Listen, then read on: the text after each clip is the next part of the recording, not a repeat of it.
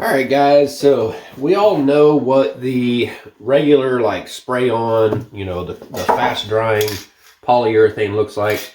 It's got a nice gloss to it and kind of has that plastic feel and look to it. So I want to try out this wipe on poly, and if it's not really what I'm looking for, then of course we can spray right over top of it. We'll just lightly sand it and spray over top of it. But I want to try out this clear gloss wipe on poly and see how that turns out. So what I've got here somewhere, let me see. Some of these fell on the floor. I've got a Rust-Oleum tack cloth. I had to buy this at Walmart. And then the cheesecloth for wiping on the poly, I got that from Lowe's. I actually was trying to get the tack cloth from Lowe's, but they were sold out. So had to run over to Walmart and pick up these. They're only like $2 a piece. The tack cloth will get the dust off of the surface here. Pretty important step to putting a finish down and making it look good. I know a lot of people will skip that step. A lot of times I do. I won't actually use a tack cloth. I will use just a rag or something and wipe it down. But as you guys can probably see in the light here, there's a little bit of a film of dust on this. I cannot see it with my eyes right now, but I could see it in the camera when I was looking through it. So anyways, I'm gonna get my glove put on here. Now, I'm a little pressed for time today because I have work to go do, and I just figured I would go ahead and try and shoot a video for you guys. This is kind of early in the morning. We already went and got breakfast, me and my wife did.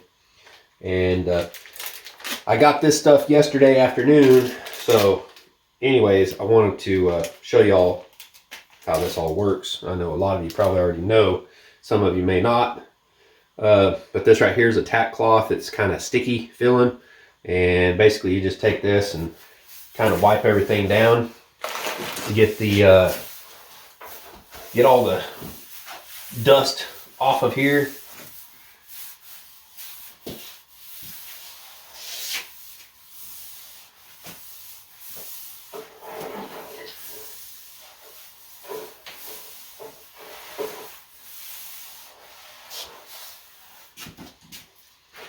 See, you can see all that sanding dust that was left on there.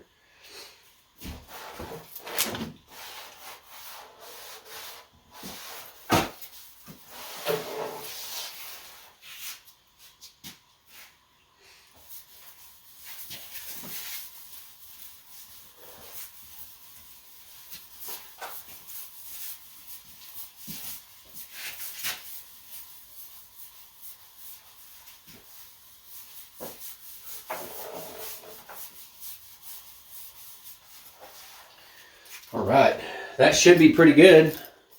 And this right here, you want to save it because they are reusable. You can use them, several times before they're not any good. And it's probably actually cheaper to use a tack cloth than it is to use like tape. Well, this bag thing is stuck together on me or something. I don't know if I can get it back open. Usually what I'll do is I'll take these and put them in a Ziploc bag so I can keep them for a while. Otherwise they're just going to collect dust and pretty much become unusable. So for now, we'll just get that in there. Get our cheesecloth here. Let's take that out. This is going to be pretty much just a one-time use. I can actually take and cut this. See if I got my pocket knife on me. I should. There it is. We don't need a whole lot of this.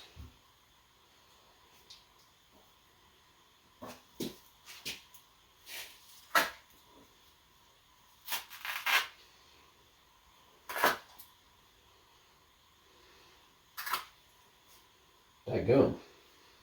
I probably should have used scissors, but Yeah, don't really matter.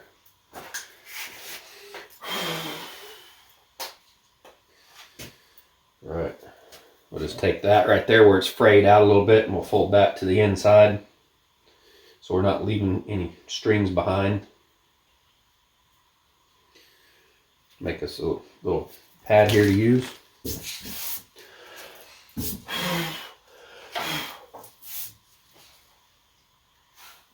Looks pretty good to me. Use a screwdriver here to open this up.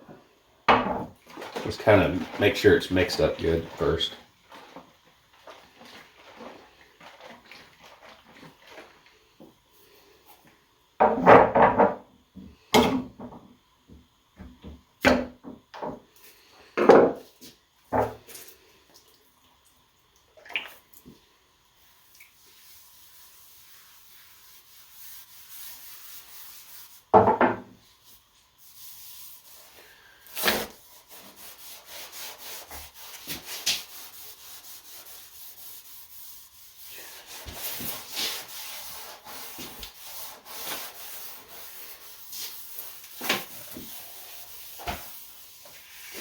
Look at it, just bringing it alive. Man, that is so beautiful.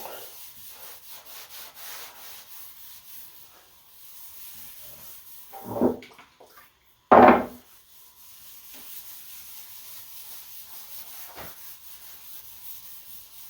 want to try and get a nice even coat where everything looks uniform. Rub it with the grain. I mean, you can rub it in circles or whatever you want to do, but it's going to be best if you rub it in line with the grain.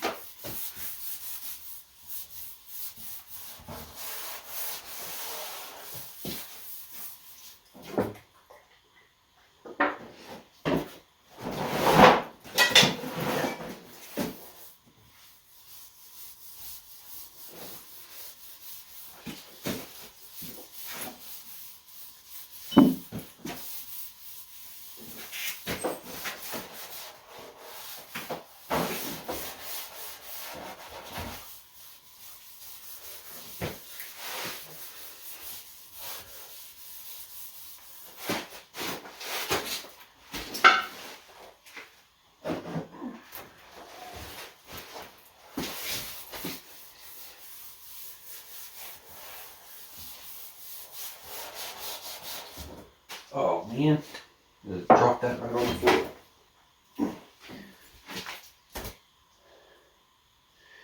Don't want that to pick up any dust. Don't want to be wiping dust on here.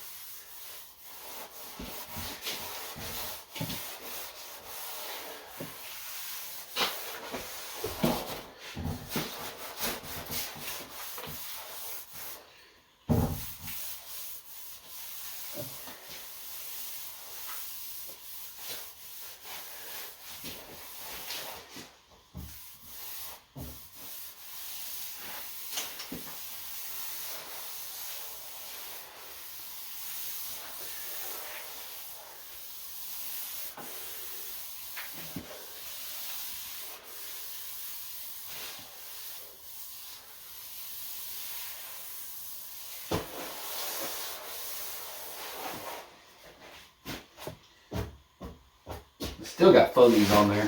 I bought this cheesecloth thinking it was going to be lint free. Turns out that's not the case.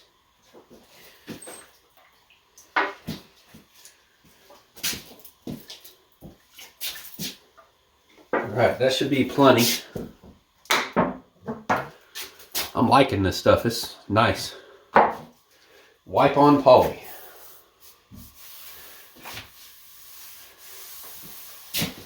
It doesn't look like it's going to be like a real thick plastic look or feel. That's what I'm going for with this tabletop. I want it to look more natural.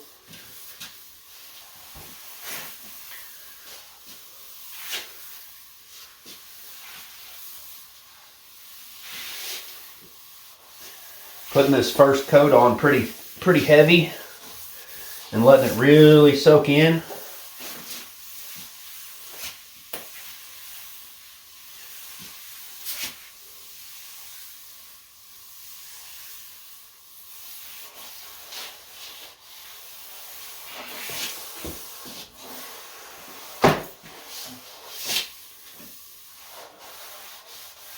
Really want to get it on the end grain really good because that really soaks in there.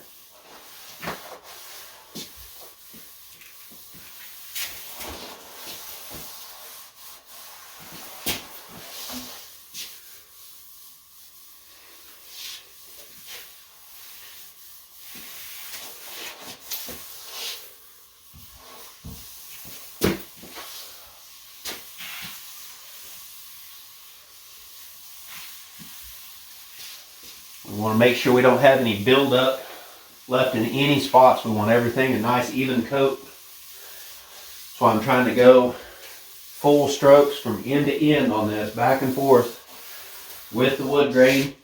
Try to make sure, look at it at an angle. Make sure you don't have any stripes or lines or dry spots or, you know, what they call holidays or whatever.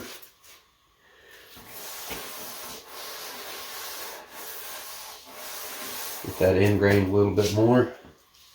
So it really likes to soak into that end grain. It'll go in pretty deep in there.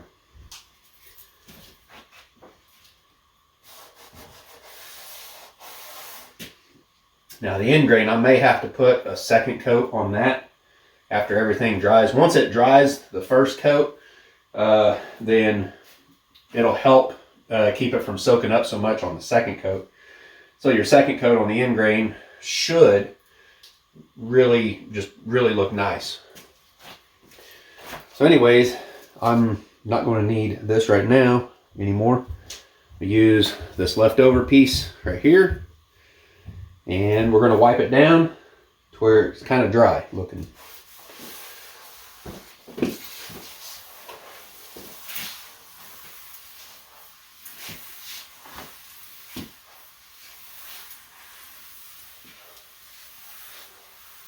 Do overlapping strokes.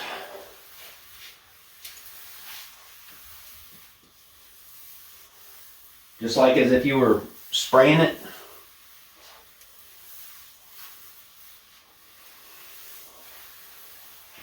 We'll flip, start on this side and head back that direction. So we're using a dry, clean side of the cloth. It'll help even everything out so you don't have it look really dry over here and then more wet on this side.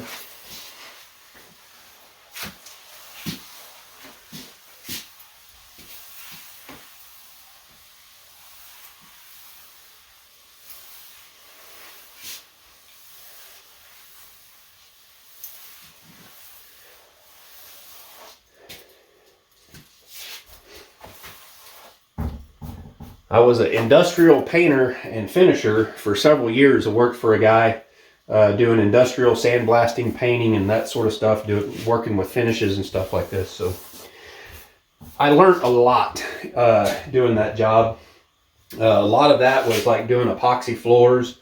A lot of it was doing like water towers, sandblasting and painting water towers. You know, all kinds of containment units and stuff like that for like water treatment plants and that sort of thing. Used to paint the Showboat Branson Bell every year. That was quite a feat. And we did that in the wintertime, freezing our butts off out in the lake on that boat. But yeah, that's the sort of stuff I used to do. And it taught me a lot about finishes and everything, and a lot of the techniques and stuff you use to really come up with a really nice finish. And the boss that I had, he had an eye for detail, and you know, he could pick out a holiday or you know, something from a long ways away. If you had fish eyes or orange peel or something like that in a paint job, he could see that from a mile away, and it would just really stand out to him.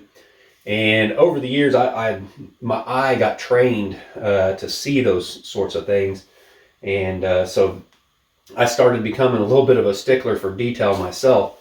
And so that's why I really like a finish like this right here. It really brings out that color and of the wood grain and just really makes it pop, right? But at the same time, it has the look and feel of that natural wood. And so that's why I was really wanting to use this wipe-on poly. And sitting here looking at it right now, honestly, I think this is going to be my new favorite finish to use, because this is very much like oil finishes. You guys probably watch a lot of my videos where I use Danish oil a lot of the time, and it looks a lot like this right here. But that Danish oil, it tends to dry out pretty quick, and that's a finish that you have to apply, I don't know, probably about once a week for the first couple of months. And once it gets so much of that finish built up into that wood, then you kind of taper off to where you're maybe putting that oil on maybe once a month, every so often or whatever, and you just you start spacing out more and more just as needed. You know, eventually to the point where you're only putting it on like maybe once a year or something. So this right here, I think, is the ticket, guys. I think this is going to be what I'm preferring for finishes from now on, because I don't know, I'll see what it looks like when it's fully dry, but it's likely that I'll put a second coat on here. This is just, I'm loving it. This looks really, really nice, guys. Really nice. All right, guys, check that out. Man.